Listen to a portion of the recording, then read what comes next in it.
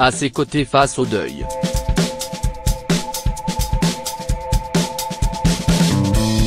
Séparée de Laetitia Hallyday par un océan, Line Renaud reste présente pour elle, plus de 6 mois après la mort de Johnny.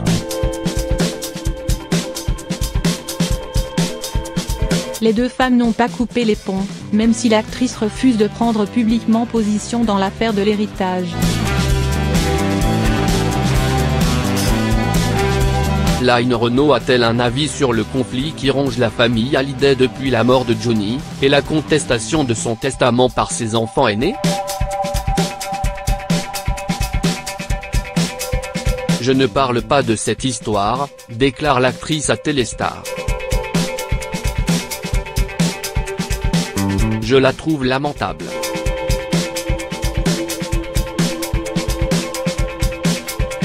Dès que j'ai commencé à recevoir les premiers coups de fil, j'ai mis les choses au point, c'est une histoire de famille et ça se règle en famille. J'ai toujours cultivé la discrétion dans ce genre de cas.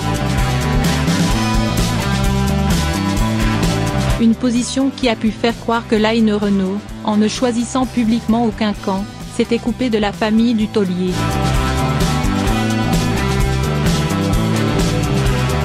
Il n'est en rien.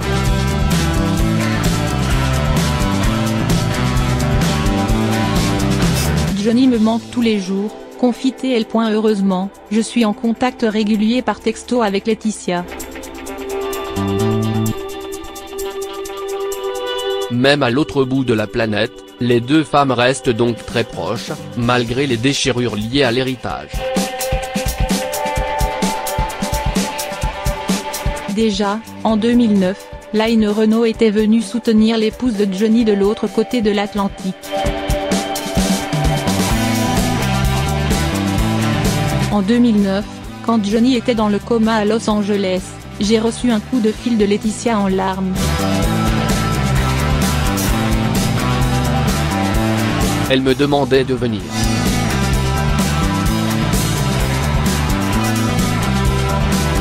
Coup de bol, je venais d'y arriver, j'ai donc rejoint l'hôpital.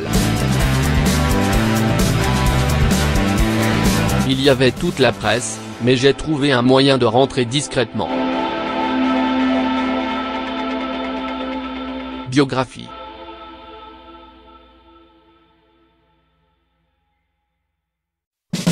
Line Renaud, Jacqueline Hanté de son vrai nom, née le 2 juillet 1928 à Pont-de-Nieppe dans le Nord. Fille unique d'Edmond Hanté, routier, et Simone Hanté, sténodactylo, elle passe son enfance près d'Armentières et commence à chanter dans le café ouvrier de sa grand-mère dès son plus jeune âge. À 16 ans, elle intègre l'orchestre de Radio Lille sous le pseudonyme Jacqueline Ray. En septembre 1945, la jeune chanteuse passe sa première audition à Paris devant un artiste chevronné, Louis, dit Loulou Gasté, l'idole de sa jeunesse. Le résultat n'est pas suffisamment convaincant, elle repart dans le Nord afin de travailler son répertoire. Au printemps 1946, déterminée à réaliser son rêve, elle quitte sa région natale, avec l'autorisation de sa mère, pour s'installer à Paris avec ses économies. Elle revoit Loulou Gasté qui lui trouve un nom de scène, Line Renaud, et lui écrit ses premiers succès, Le complet gris. Il n'était pas sentimental du tout.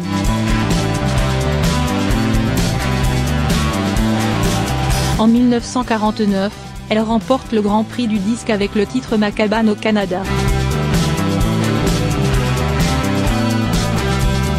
En 1955, à l'issue d'un spectacle qu'elle donne au Moulin Rouge, Bob Hope lui propose un contrat pour plusieurs shows aux États-Unis. La chanteuse se produit alors à New York et à Los Angeles.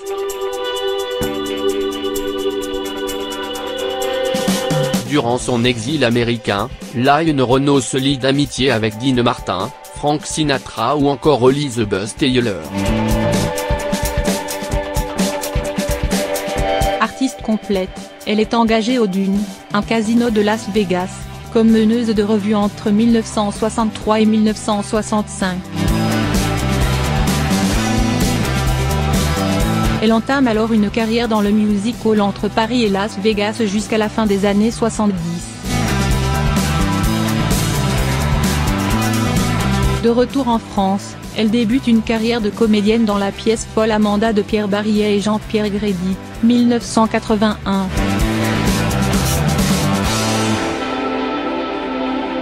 Au cinéma, elle choisit ses rôles avec parcimonie, Ripou contre Ripou, Belle Maman, K.O., Bienvenue chez les Ch'tis et plus récemment Croisière.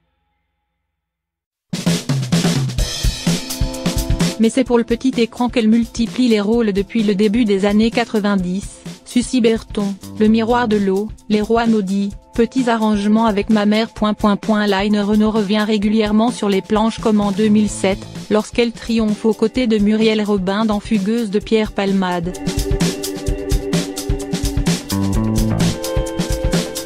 Elle enchaîne avec deux autres succès au théâtre, Très chère Mathilde, 2009, et Harold et Maude, 2012.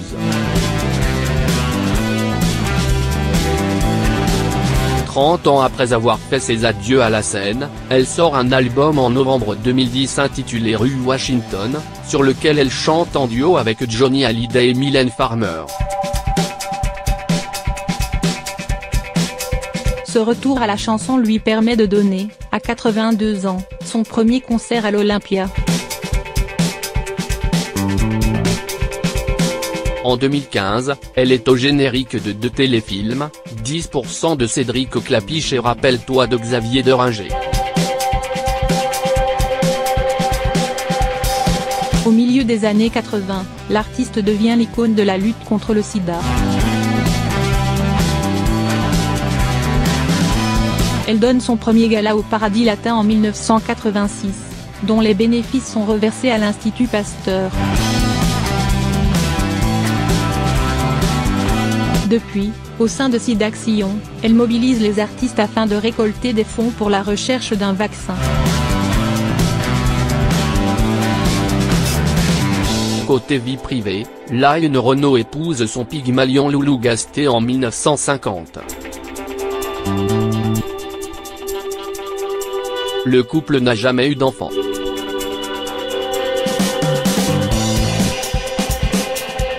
Dans son autobiographie, Et mes secrets aussi, 2013, Line Renaud révèle son idylle avec le directeur du Caesars Palace de Las Vegas, Nate Jacobson, durant les années 60. Loulou Gasté décède le 8 janvier 1995.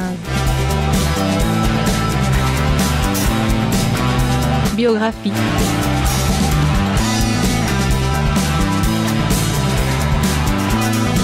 Jean-Philippe Smet de son vrai nom est né le 15 juin 1943 dans le 9e arrondissement de Paris.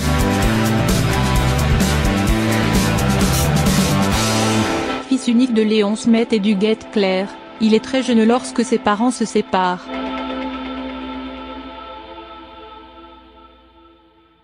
Sa mère, mannequin cabine, le confie alors à sa tante paternelle qui l'élève avec ses deux filles, Desta et Maynon. Son enfance est marquée par de nombreux voyages à travers l'Europe, avec ses cousines, danseuses, qui se produisent en spectacle. Desta se marie avec un danseur américain, Lee Hallyday, qui devient une figure paternelle pour le petit garçon et qui le surnomme Johnny. Rattrapé par la fibre artistique familiale, il prend des cours de théâtre, joue du violon puis de la guitare. En 1956, il monte sur scène pour la première fois et assure la première partie du spectacle de Desta et Lee Hallyday à Copenhague.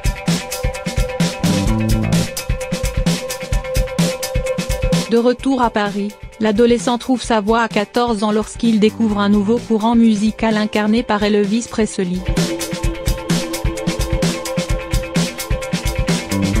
signé par la maison de disques Vogue en 1960, il sort un 45 tours, T'aimer follement, sous le pseudonyme Johnny Hallyday.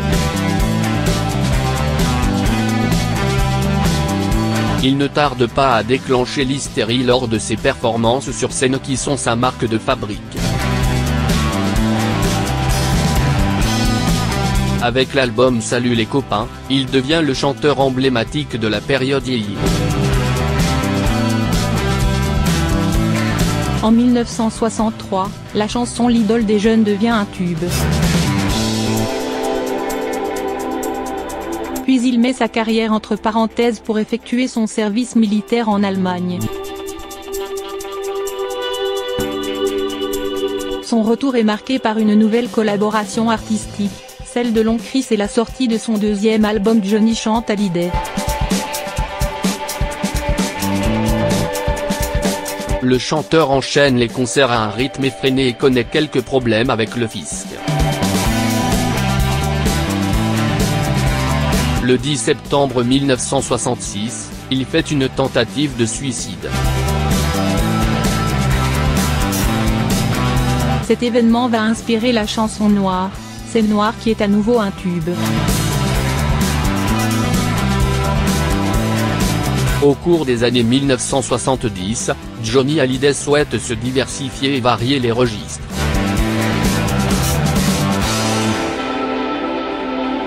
Il collabore avec Philippe Labro qui lui écrit des textes plus engagés et signe 2 albums Vie et Flagrant délit. Puis, le chanteur se lance dans une nouvelle aventure avec le Johnny Circus, spectacle organisé sous chapiteau avec jongleurs et musiciens, mais c'est un échec commercial. Johnny publie ensuite un album de musique country, Country Folk Rock. En 1973, il chante en duo avec Sylvie Vartan, J'ai un problème, qui devient le tube de l'été.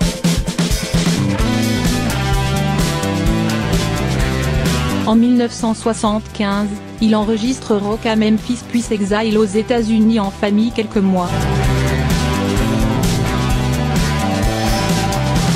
Mais il revient sur le devant de la scène en 1976. À la fin des années 70, les albums et les concerts se suivent mais le chanteur ne renoue pas avec l'énorme succès de ses albums précédents. Dans les années 80, il rencontre Michel Berger qui lui écrit l'album Rock'n'Roll Attitude, quelque chose de Ténès, chanteur abandonné, qui rencontre un vif succès. Puis Jean-Jacques Goldman lui écrit l'album Gang, sur lequel figure L'Envie, Je te promets, ou Laura qui sont autant de succès et contribuent à donner une nouvelle image du chanteur. L'artiste multiplie les collaborations, participe au Resto du Cœur, et produit des shows de plus en plus spectaculaires. À la fin des années 80, le spectacle dans la chaleur de Bercy décroche une victoire de la musique de la meilleure prestation musicale. Dans les années 90, il célèbre son 50e anniversaire sur scène le 15 juin 1993 au Parc des Princes. De nombreux artistes le sollicitent et souhaitent travailler avec lui, et notamment Pascal Obispo qui réalise l'album Ce que je suis avec le tube Allumer le feu. En 1999, c'est un énorme succès avec l'album 100%, écrit par David Hallyday. En 2005, il publie son dernier album avec sa maison de disques Universal, Ma Vérité, qui met un terme à plus de 40 années de collaboration. À la fin de la même année, il intègre la maison de disques Warner et publie sous ce nouveau label Le Cœur d'un homme.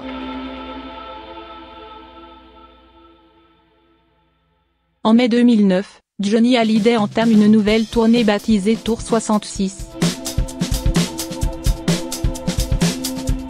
La tournée est interrompue en juillet 2009 suite à l'hospitalisation du chanteur qui subit une intervention chirurgicale. En septembre, il reprend sa tournée, avant d'être à nouveau hospitalisé, fin novembre 2009, pour une hernie discale. En décembre 2009, à Los Angeles, il est hospitalisé d'urgence au Cedar Sinai suite à des complications, et est plongé plusieurs jours dans le coma.